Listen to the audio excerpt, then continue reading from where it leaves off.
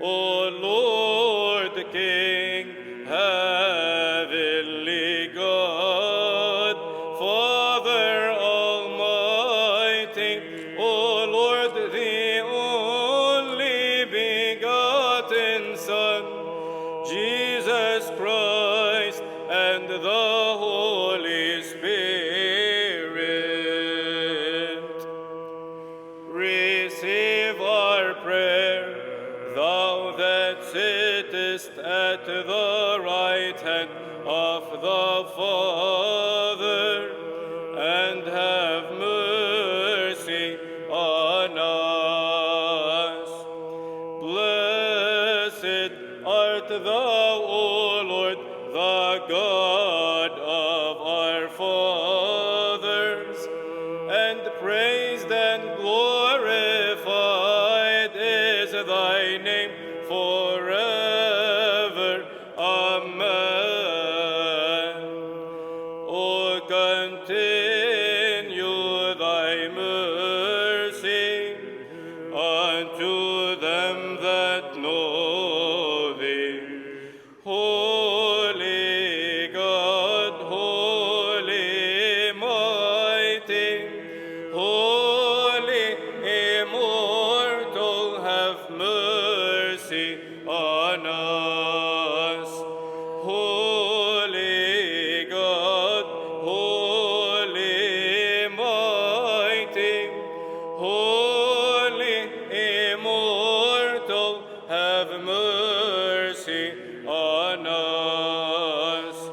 Holy God, holy mighty, holy immortal, have mercy on us.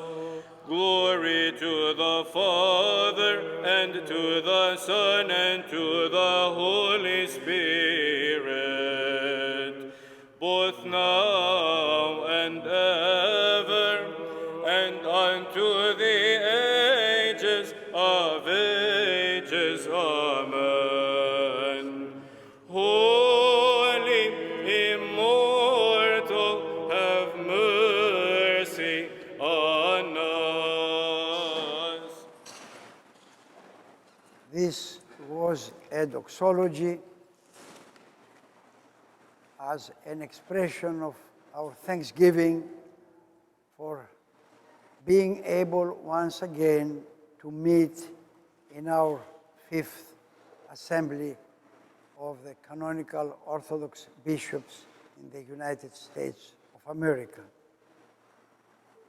We did something for the first time in our assembly because we thought it necessary to really, before any other starting, and tomorrow morning we have the liturgy and the first day of deliberations, we should start by simply expressing our thanks to God for all his wonderful gifts, but also for the great gift of just bring us together once again.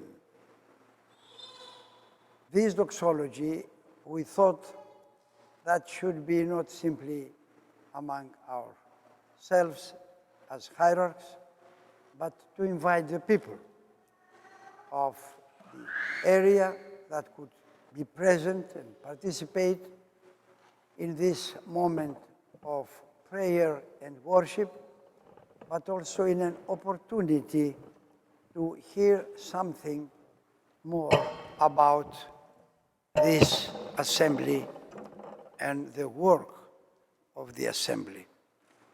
So tonight, after we close this worship part, we are going to have an opportunity here to receive some questions and offer some answers related to the work of the assembly, so that not only the hierarchs and the clergy, but all the people would be aware of the real sacred and great work that God is doing through this assembly, in spite of our humble personal offerings. It is the great love, wisdom, and power of God that brings us together and makes us worthy to have our assembly.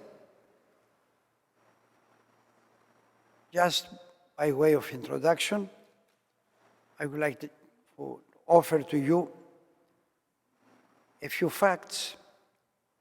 Back in the year 2008, the heads of all autocephalous churches gathered in Constantinople in the Ecumenical Patriarchate for a synaxis, a meeting. The topic was to accelerate the work for preparing the great and holy synod of the Orthodox Church that has been announced and has been in preparation since 1960, for 55 years now. So in this synaxis of the heads of the autocephalous churches in 2008, it was decided to proceed with the necessary continuation of the preparatory work for the Great Synod. As a result, in the summer of 2009, in Chambézy, near Geneva in Switzerland, a full representation of all autocephalous churches met in order to just make clear the process and the way to prepare the final stage of this upcoming great and holy synod. This meeting in Chambézy decided, in order to facilitate the work and have a much larger participation, to create a number of assembly of canonical bishops in major areas of the world. So there were created 13 such assemblies of canonical bishops. One of them is originally what was called the Assembly of Canonical Bishops of North and Central America, comprising 65 bishops of all jurisdictions. And then you have an assembly in South America, Australia, New Zealand, and then in Europe, Germany, Italy, Spain, the Netherlands, Switzerland, Italy, Austria. In all cases, the assemblies would have a work to be together, work together, manifest the unity and the real unique way of proclaiming the gospel of Christ in the real Orthodox way, and also prepare two things. One, to overcome canonical anomalies that might exist, and we had such an anomaly here in the United States and in other places, but here it's more pronounced. And two, to deal with some basic issues that would be the themes and the issues of discussion in the synod that is going to convene. So we started immediately our work. We decided that Canada should be a separate entity and the Central America should be with South America. That was accepted by the heads of the autocephalous churches, and we started in 2010 with the first assembly, and this is our fifth assembly. We started in New York the first time in 2010, and then 11, 12, and 13 in Chicago, and now this is here in Dallas, Texas. In this case now, we have a very important duty. Now we are not talking about something that will happen sometime in the future. We have a date for the Synod of all Orthodox Churches that will, God willing, happen in 2016, spring of 2016. How this happened? Just last March, it was again another pan-Orthodox meeting in Constantinople, in the Patriarchate, with again the heads of the autocephalous churches.